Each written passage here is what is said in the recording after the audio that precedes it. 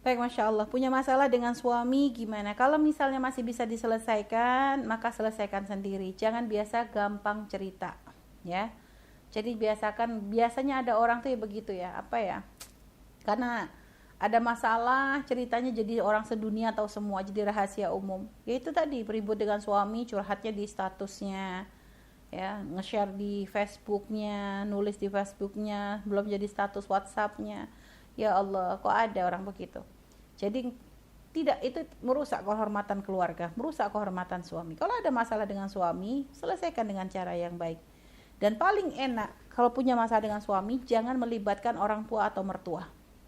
Karena dua-duanya ini ya namanya mertua ya tentu ya ada kadang masih hati namanya dengan anak itu kan pasti nggak bisa di ini ya. Maka paling tidak tuh kalau paling enak ngambil yang orang tengah, ya orang tengah yang sekiranya bisa berperilaku adil. Makanya kami sendiri subhanallah kita punya guru Al-Habib Abdullah Baharun gitu ya, sebagai guru Umi dan juga guru Buya. Sehingga kadang kalau ada satu permasalahan pun kami pun bercerita kepada beliau. Dan kami sudah memang minta izin kepada suami, misalnya butuh solusi atau apapun. Dan itu yang diajarkan juga beliau kepada murid-murid beliau yang lain.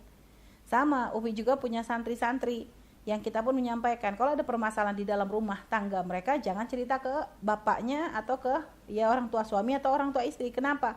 Mending dia cerita ke kami sebagai guru, Buyatah atau Umi. Kenapa? Karena kami bisa lebih adil, tidak berpihak kepada salah satu, kan begitu.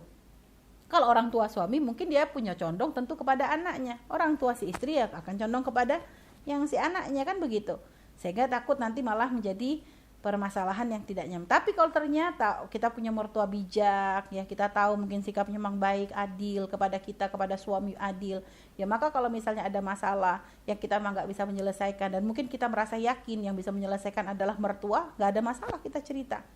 Tapi kalau kita tidak yakin mertua bisa menyelesaikan, karena mungkin mertua juga sama anaknya nggak berani, kalah dan sebagainya, ngapain harus kita ceritakan? Jadi di saat kita menceritakan sesuatu itu yang berkaitan dengan masalah aibnya suami atau aibnya istri, maka itu harus karena memang ingin menyelesaikan permasalahan dan kita bercerita kepada orang yang mungkin untuk menyelesaikan. Mungkin untuk menyelesaikan. Jadi seperti itu. Jadi jangan cerita asal-asal. Jadi kalau cerita hanya asal namanya menggunjing.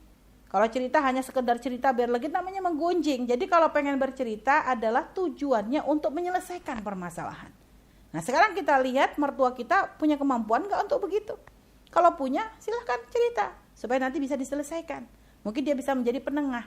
Karena mungkin ini adalah suami, ini adalah anaknya, dia lebih bisa untuk ngomong, ya silahkan boleh. Jadi kita yang paling bisa mengerti kondisinya seperti apa. Karena kadang dalam setiap rumah tangga tuh kondisinya beda-beda. Nggak semuanya kadang mertua bisa menyelesaikan, kan seperti itu ya. Wallahu a'lam bishawab.